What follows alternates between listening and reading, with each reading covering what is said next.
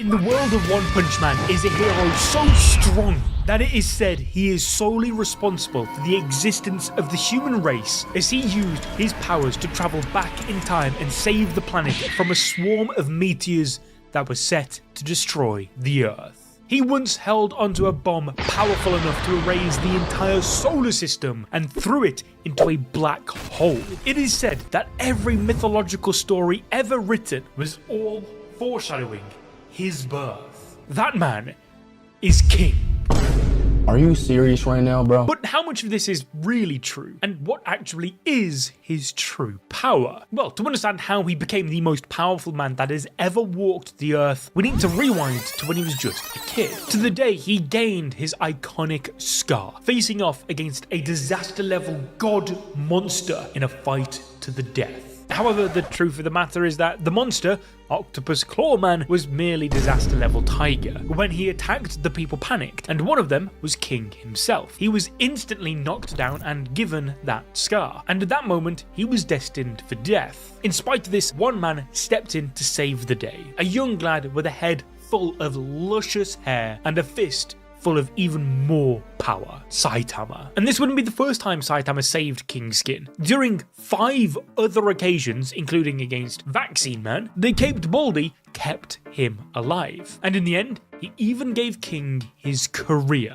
Because he always left the scene of the attack covered in monster blood and guts, Bro was given the credit for saving the city. It's even said that King uses the moon as a punching bag. In fact, yeah, King will get the credit for the massive crater that Saitama left on it during the fight with Boros. Now, from that point, the legend of King began to snowball. Reports of a mysterious man who defeats dragon-level monsters for fun. And while the Hero Association fell for it hook, line, and sinker, they promoted King all the way to S-Class straight off the bat without even letting him take a single exam. In spite of this, when he's asked how to deal with the dark matter feats, he panics. The King engine rumbles and he simply claims that there's nothing he can do. The UFO is too high in the sky and so they should just call in Metal Knight instead. But even Tatsumaki realizes at that moment that Bro is waffling. Nonetheless, he retains his facade of being the most powerful being in the world. So the question is, why and how? Well, remember, he is S-Class rank 7, and that number right there, the number 7, is actually the key to it all. That is the source of King's true power. Luck. Something we see in action when King is out in M City. He's not out looking for trouble, but fate, the destiny, the universe, the gods, whatever you want to call it, has other ideas. Because who does King bump into? Tongue Stretcher. He doesn't even notice him at first, but then the wind blows his hat off, revealing that iconic scar, and his King engine starts rumbling. The King engine, of course, being the biggest scam in all of One Punch Man. On paper, this is the most terrifying ability in the series, bar none. Like, get out of there with that serious punch nonsense. This is a deep, ominous rumbling that echoes throughout the air. It's so intimidating that it's enough to make even heroes and monsters stop in their tracks. But the reality? It's literally just King's heartbeat. Bro is so scared out of his mind every time danger shows up that his heart just pounds like a war drum. Thus, that haunting rumbling isn't King just aura farming, it's the sound of a man on the verge of a panic attack. However, it's also where his true power kicks in, as when Tongue Stretcher feels the King engine's pure killer intent, he collapses, literally begging for his life. Then the nearby NPCs cheer for King, and before you know it, reality begins to bend. Then King gets so overwhelmed by the cheering crowd that when he says he just wants to go shopping, people panic and clear a path like Moses parting the sea, only to be met by Machine God G4. This AI is here to battle King to test its combat abilities. Thus, the strongest man on Earth is about to bluff that he can't give him sufficient data unless he goes to the toilet first, as he can't go all out if he has to hold it in. But of course, in reality, my guy was just trying to come to terms with reality that he would have to make a run for it, resulting in the death of hundreds of people. Luckily for him though, Genos was there to stop that from happening. Nonetheless, the guilt that fell upon King that day was beyond immeasurable, and so he went home to play some video games, as you do, only to be met by Saitama. He asks why King ran away from G4, wondering if it's perhaps that he's so strong that monsters and fighting just bore him. What Saitama means here is that he's hoping and thinking that King is just like him. And well, if I'm honest, he just might be, you know, because that is when a disaster level demon monster suddenly appears and attacks King. Saitama theorizes that powerful monsters may actually be attracted to him, to which the S-Class hero mentions more and more monsters do keep appearing before him. Now we later learn that Blast theorizes that something or someone is pulling God's dimension closer to Earth, insinuating that person is responsible for the growing number of powerful monsters. The reason Saitama is that person is because he's referred to as the fist that went against God. Basically, because he removed his limiter, which is something God places on humans to cap their power levels, more monsters are being sent after Saitama to kill him. Nonetheless, because the monster came for King, Saitama says he has to accept that battle. However, when King tries to explain that it's all a lie, that he's a bum, the sound of the monster attacking actually drowns out the confession. Now this would of course normally be another case of his insane meta look activating, and yet Saitama actually hears him loud and clear, which is exactly when King realizes the caped Baldy is him. But what he doesn't realize is that the source of this look may just well be the same source as Saitama's strength. But more on that later, as I have a theory as to how King is able to bend reality like this to serve him. Because the next time these two are together, King absolutely cooks Saitama when the two play video games together. However, there's actually a deeper message to all of this here. You see, King unleashes a 5-minute long infinite combo, absolutely whooping Saitama's ass to the point that he even calls the game total BS. Well, this actually foreshadows Saitama's final battle with Garou, much like how Saitama's strength kept growing exponentially, meaning Garou could never catch him, which is the case for Saitama and King just in video games. He cannot catch the S-Class hero, no matter what. Then, much like how Saitama said that it was all BS, Garou claims the Baldy is the embodiment of unfairness. Even the way King's character lands a punch is the same way Saitama does against Garou. King even wins the game whilst using just 2 fingers, the same way Saitama only used 1 hand against Garou. And again, this links to my theory that I want to talk about later regarding how King might have actually broken his limiter. But first, we need to talk about his next big dub. Because when Elder Centipede attacked and threatened the entire city, there was only one man the Hero Association could rely on, and that was of course King. However, he had quite a strange request upon getting the call to join the action. He simply just wanted to know what he could say to provoke Elder Centipede, which was to say that his greatest enemy, Blast, wanted a rematch. Now why did he want to know this info? Well, it was easy, to draw the monster in close so that he could land the killer blow. Now was it using his super sparkling King mode, the Super Saiyan form that Child Emperor believes that he has? No, of course not. It was Saitama, because of course it was. He takes all the credit for the Baldy's actions. He left it until the final moment to land a serious punch and disintegrate the centipede on the spot. But when the entire Saitama squad are back celebrating together at the Baldy's place, King is the one Genos elects to deal with the high-speed threat approaching, as he is the only one capable. Luckily for him though, it's just Dr. Kusuno coming to see Genos. Thus, whilst they scrap over Hot Pot together, King takes 1 hit in the face, which is actually enough to just completely knock him clean out. However, the next morning, when Saitama kicks him out, he tells King to take the rubbish with him, a job that even he can't F up. But even then, he's nearly caught in Z City, which is abandoned.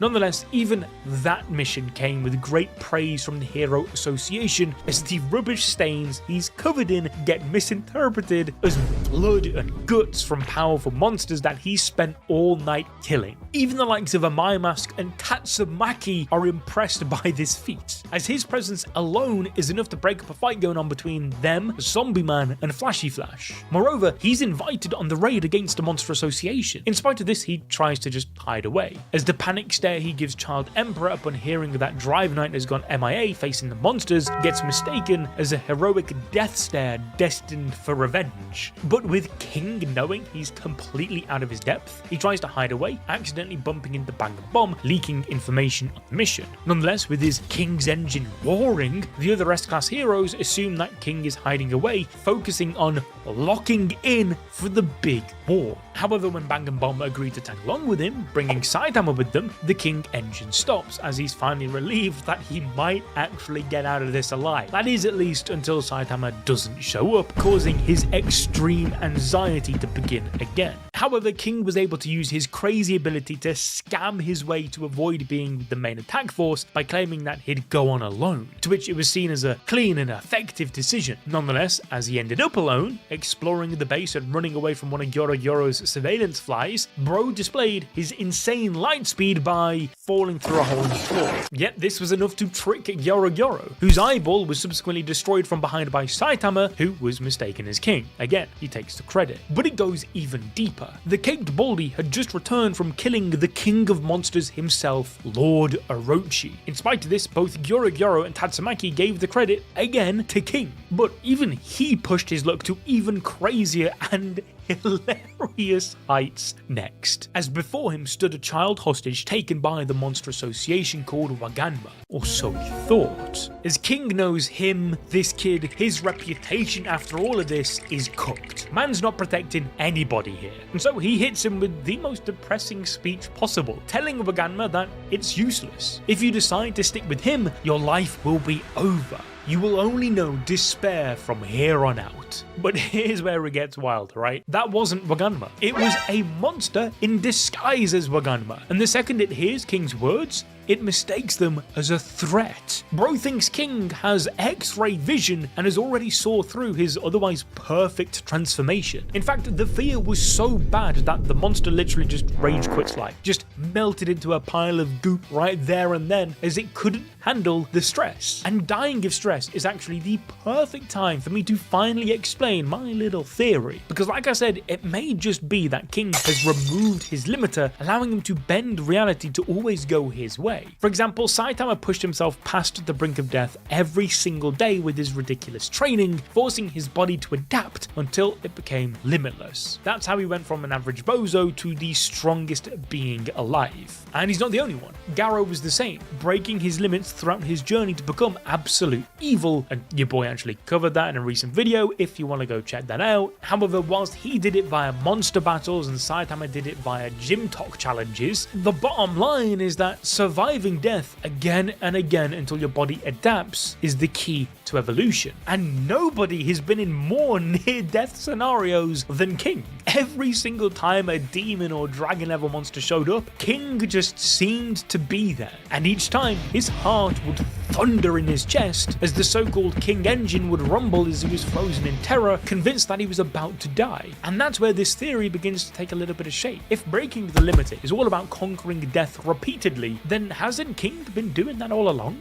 Was Saitama adapted by building limitless strength? King may have adapted in a completely different way. His body didn't gain raw power, it instead just unlocked limitless luck. The craziest, most hilarious, most accidental version of Ultra Instinct, as reality itself just bends to keep him alive to uphold his reputation as the strongest man on Earth. That's why Child Emperor's power level scanner couldn't get a read on him, putting King in the same unidentified category as Saitama, which is another example of King's luck ability kicking into gear. At that moment, Child Emperor takes the Cape Baldy's power level, which causes it to crack because he's that strong.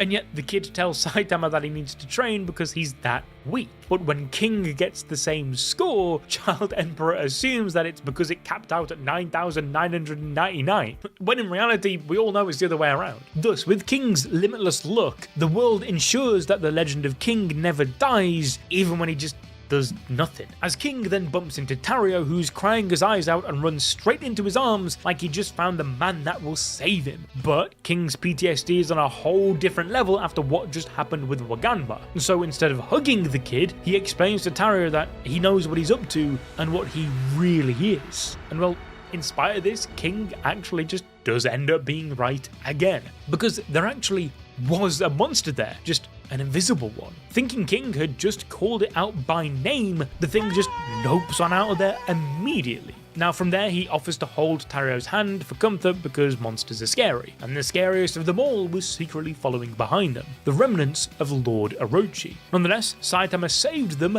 by accident, once again one-shotting a monster somewhere else, sending shockwaves throughout the walls and dropping rocks into the water elevator system, shooting King and Tario straight up at rocket speed, thus without even an iota of strategy. King was able to locate, save Tario, and escape the Monster Association base alone, allowing Tatsumaki to go all out without any danger of hurting a child. Nonetheless, it wouldn't be long until King returned to the battlefield to save the day, as it was finally time for him to unleash the ultimate Purgatory Hellfire Burst Wave Motion Cannon. Child Emperor hypes it up as King's ultimate secret technique, his so-called killer move. To the young boy, it's a god tier energy blast, so massive it could be seen from space. But here's the reality of what actually happened. When it seemed the Monster Association executives had the heroes surrounded, the King engine began to rumble. That's because for the first time, King was facing monsters that didn't fear his strength. If anything, they welcomed it. And first up was Homeless Emperor. But right before he attacks, King casually tells him to just watch out for his step as the rocks are loose. Now to King, this was just nervous small talk to try and stall for time, but Homeless Emperor took it as a death sentence. As if King was warning him that his attack would be futile, as the S-class hero would simply one-shot him before he could escape on the uneven surface. Thus, Homeless Emperor decides that he's going to expose the real King once and for all. Now, of course, this makes my guy panic, thinking that this lunatic somehow figured out that he is a fraud, which is when he mutters under his breath about being just a regular human. Thing is though, Homeless Emperor hears this. Thus, his entire life flashes before his eyes. It is the ultimate Uno reverse, because he now thinks King has seen through the fact that he is a fraud. As a result, Homeless Emperor rushes to fire off an energy sphere before King can reveal anything else. But before the attack can even land, Zombie Man pops out of nowhere, grabs him by the neck and slams him to the ground. Once again, King's reputation and insane metal look carry him through this untouched, giving King the chance to launch an attack of his own. Like I said, his ultimate. And with it, every monster is instantly obliterated in under a second, leaving all the other heroes speechless. But surprise, surprise, the truth is it wasn't even King at all. It was Garrow, moving so fast that nobody could even register it was him. He blitzed through the monsters, cut them down in an instant, and then zipped away before anyone could even what happened. King just happened to yell out a nonsense attack name at the exact same time, and so to everyone else it looked like he did it. He's once again shown to have limitless strength by taking the credit of those who actually have broken their limiter. And that's not all. Following this, Blast showed up, leaving Tatsumaki in his care, to which Fubuki & Co believed it was King who rescued the Tornado of Terror. But that might not even be the craziest thing that he did that day, as he actually saved Garrow from being beaten to death by the other heroes by unleashing his maximum output King's engine to scare every single person. That wasn't the only time King used his position of power to return the favor though, as when Saitama annihilated Metal Knight's crazily expensive defense robots, King backed up the Baldy by claiming that they just self-destructed. But perhaps the most overpowered use of King's luck ability was the fact that he caught a glimpse of a sight some people wondered was even real. A conundrum that has plagued the minds of humanity for years gone by. Does Tatsumaki wear underwear? Well, the answer is yes, and King